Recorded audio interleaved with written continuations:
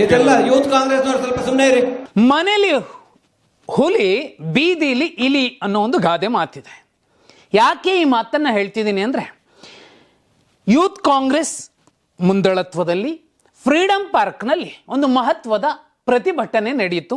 ಕಾಂಗ್ರೆಸ್ ಪಕ್ಷದ ಬಹುಪಾಲು ನಾಯಕರು ಭಾಗಿಯಾಗಿದ್ರು. ಅದರಲ್ಲೂ ಮುಖ್ಯವಾಗಿ ರಾಮ್ಜಿ ಯೋಜನೆಯನ್ನು ವಿರೋಧಿಸಿ ನರೇಗಾ ಯೋಜನೆಯನ್ನ ಮತ್ತೆ ಮರುಸ್ಥಾಪಿಸಲು ಒತ್ತಾಯಿಸಿ ಪ್ರತಿಭಟನೆ ನಡೆಯಿತು. ಮುಖ್ಯಮಂತ್ರಿಗಳಿದ್ರು, 6 ತಿಂಗಳಾದ್ಮೇಲೆ ಸುರ್ಜೇವಾಲಾ ಅವರು ಬಂದಿದ್ರು, ಇನ್ನೊಂದಷ್ಟು ನಾಯಕರು ಇದ್ರು, ಮುಖ್ಯಮಂತ್ರಿ ಎಲ್ಲರೂ ಕೂಡ ಇದ್ರು. ಅಲ್ಲಿ ಗಾಂಧಿ ಅವರ ಘೋಷಣೆಗಳನ್ನು ಅತಿ ಹೆಚ್ಚು ಕೂಗಬೇಕಾಗಿತ್ತು ಆ ಕಾರ್ಯಕ್ರಮದ ಉದ್ದೇಶ ನೋಡಿದ್ರೆ.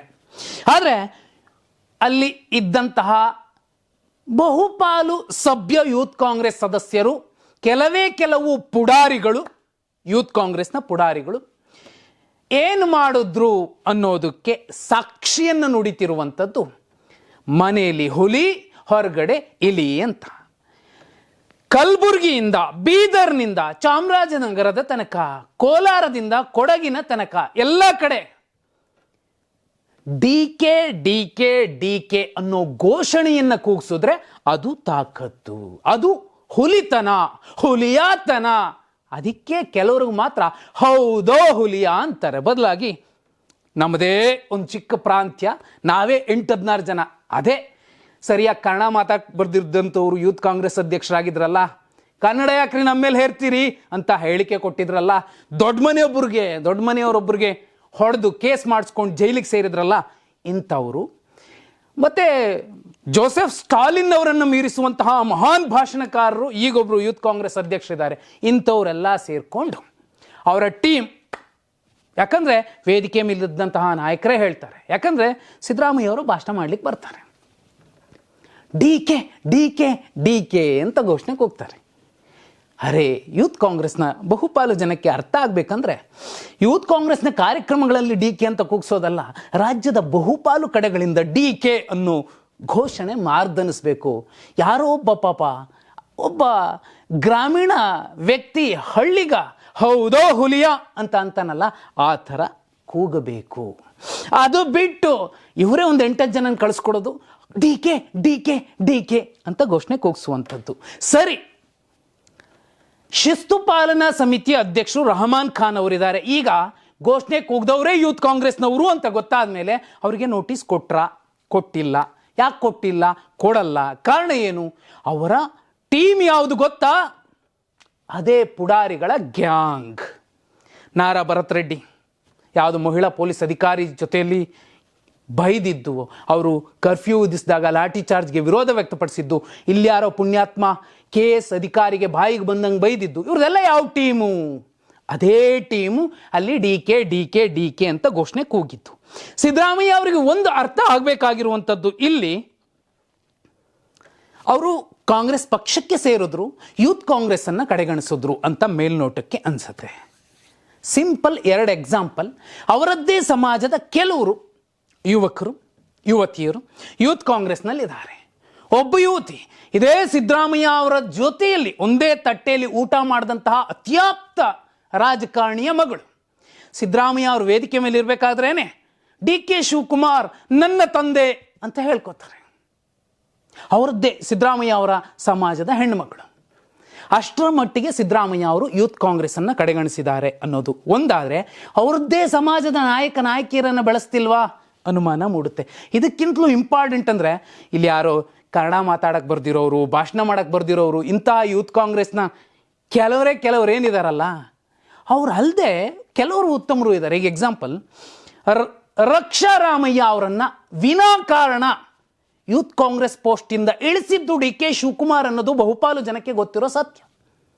ಯಾಕೆ? ಆತ ಅತ್ಯಂತ ಹಿಂದುಳಿದ ಸಮಾಜದಿಂದ ಬಂದಂತಹ ವ್ಯಕ್ತಿ.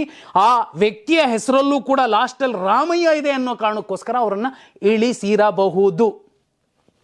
ಇನ್ನೊಂದು, ಇದೇ ಸಿದ್ದರಾಮಯ್ಯ ಅವರ ಜೊತೆಯಲ್ಲಿ ಹಲವು ವರ್ಷಗಳ ಕಾಲ ಬ್ಯೂರೋಕ್ರಾಟ್ ಆಗಿ ಅತ್ಯಂತ ಆತ್ಮೀಯರು ಅನಿಸಿಕೊಂಡಂತಹ ಅವರದ್ದೇ ಸಮಾಜದ ಅಧಿಕಾರಿಯೊಬ್ಬರ ಪುತ್ರ ಕೂಡ ಯೂತ್ ಕಾಂಗ್ರೆಸ್ ಅಲ್ಲಿ ಇದ್ದಾರೆ. Clean hand. ಇವ್ರ್ಯಾರೋ ಈ ಚಪ್ಪರಗಳ ಥರ ಕೇಸುಗಳು ಮಾಡ್ಕೊಂಡು ಜೈಲಿಗೆ ಹೋಗಿ ಬಂದಿದ್ದಾರಲ್ಲ ಅವ್ರ ಥರ ಅಲ್ಲ.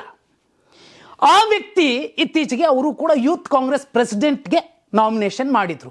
ಕೊನೆ ಪಕ್ಷ ಬೆಂಬಲ ಘೋಷಿಸುವಂತಹ ಪ್ರಯತ್ನವನ್ನು ಸಿದ್ದರಾಮಯ್ಯ ಅವರು ಮಾಡಲಿಲ್ಲ. ಆದರೆ ಡಿ ಕೆ ಶಿವಕುಮಾರ್ ಅವರು ಮಾಡಿದ್ದೇನು, ಎಲ್ಲ ಶಾಸಕರಿಗೆ ಫೋನ್ ಮಾಡಿ, ನೋಡ್ರಿ ನಮ್ಮ ಹುಡುಗ ಪಕ್ಕದಲ್ಲಿ ಸರ್ನೇಮ್ ಇದೆ, ಇಂಥದ್ದೇ ಇದೆ, ನೀವು ಅವರನ್ನು ಬೆಂಬಲಿಸಬೇಕು, ಅವರು ಯೂತ್ ಕಾಂಗ್ರೆಸ್ನ ಪ್ರೆಸಿಡೆಂಟ್ ಆಗಬೇಕು ಅಂತ ಹೇಳಿದ್ರು. ಯೂತ್ ಕಾಂಗ್ರೆಸ್ಸನ್ನು ಅವರು ಆ ಥರ ರೆಡಿ ಮಾಡ್ಕೊಂಡಿದ್ದಾರೆ. ಅದೇ ನಡುಮನೆಯಲ್ಲಿ ಕೂತ್ಕೊಂಡು ನಮ್ಮನ್ನ ಕಿಂಗು ಖಿಲಾಡಿ ಅಂತ ಘೋಷಣೆ ಕೂಗಿಸ್ಕೊಳ್ಳೋದಿದೆಯಲ್ಲ, ಆ ಥರ. ಆ ಕೂಗೋದಕ್ಕೇನೆ ಪಾಪ 2 ವರ್ಷ ನೀನಾಗಪ್ಪ, 2 ವರ್ಷ ಅವರಾಗಪ್ಪ ಅಂತ ಅವರವರೇ ಹಂಚ್ಕೋತಾರೆ. ಯೂತ್ ಕಾಂಗ್ರೆಸ್ಸು ಮತ್ತು KPCC ಹೇಗಾಗ್ಬಿಟ್ಟಿದೆ ಅಂದರೆ DKPCC DK ಯೂತ್ ಕಾಂಗ್ರೆಸ್ ಅನ್ನೋ ರೀತಿಯಲ್ಲಿ ಆಗ್ಬಿಟ್ಟಿದೆ. ಅದಕ್ಕೆ ಸಾಕ್ಷಿ ಇದು ಸಂಬಂಧಪಟ್ಟ ಹೈಕಮಾಂಡ್ ಅಥವಾ ಶಿಸ್ತು ಪಾಲನಾ ಸಮಿತಿ. ಅದಕ್ಕೆ 4 ಕಾಣಿ ಮಾನ ಮರ್ಯಾದೆ ಇದ್ದರೆ ಸಂಬಂಧಪಟ್ಟವರಿಗೆ ನೋಟಿಸ್ ಕೊಡಬೇಕು. ಕೊನೆ ಪಕ್ಷ ಸಿದ್ದರಾಮಯ್ಯ ಅವರು ಕೊಡಿಸ್ತಾರಾ? ಅದಾಗತ್ತಾ? ಅವರದ್ದೇ ಸಮಾಜದ ಹುಡುಗರು ಯೂತ್ ಕಾಂಗ್ರೆಸ್ನಲ್ಲಿದ್ದಾರೆ. ಅವ್ರ ಸಮಾಜದ ಬೇಡ್ರಿ, ಅಲ್ಪಸಂಖ್ಯಾತ, ಹಿಂದುಳಿದ, ದಲಿತ, ಅಂತಹ ಯೂತ್ ಕಾಂಗ್ರೆಸ್ನ ಜನ ಯಾರಿದ್ದಾರೆ, ಯುವಕರು ಯಾರಿದ್ದಾರೆ, ಆ ದಂಡಿಗಾದರೂ ದೊಡ್ಡ ಬೆಂಬಲ ಕೊಟ್ಟಿದ್ದಾರಾ? ಕೊಟ್ಟಿಲ್ಲ. ಅದಕ್ಕೆ ಅಲ್ಲಿ ಬಂದು ಡಿ ಕೆ ಅಂತ ಘೋಷಣೆ ಕೂಗ್ತಾರೆ. ಇದು 4 ಗೋಡೆಗಳ ಮಧ್ಯೆನೋ ಅಥವಾ ಬೆಂಗಳೂರಿನ ವ್ಯಾಪ್ತಿಗೋ ಕೂಗಿ ಗಂಟಲು ಹರಿದುಕೊಂಡು ಬಿಸಾಕುವಂಥದ್ದು ಅಥವಾ ಸಂಜೆ ಇನ್ನೊಂದು ಕಡೆ ಕೂತ್ಕೊಂಡು ಬೇರೆ ಕುಡ್ಕೊಂಡು ಆರಾಮಾಗಿ ಮುಗಿಸುವಂಥದ್ದಲ್ಲ.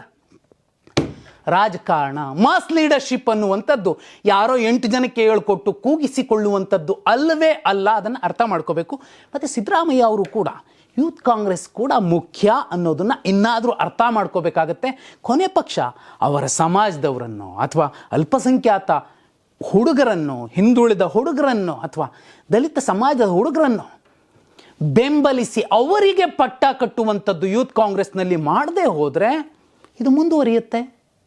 ಈಗ ಜಸ್ಟ್ ಘೋಷಣೆ ಕೂಗಿದ್ದಾರೆ, ನಾಳೆ ರಾಮಕೃಷ್ಣ ಹೆಗ್ಡೆ ಅವ್ರಿಗಾದಂತಹ ಅಪಮಾನವನ್ನು ಇವ್ರು ಮಾಡಲ್ಲ ಅಂತ ಏನು ಗ್ಯಾರಂಟಿ?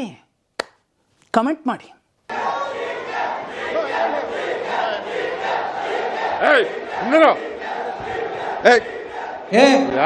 ಇದೆಲ್ಲ ಯೂತ್ ಕಾಂಗ್ರೆಸ್ನವ್ರು ಸ್ವಲ್ಪ ಸುಮ್ಮನೆ ಇರಿ.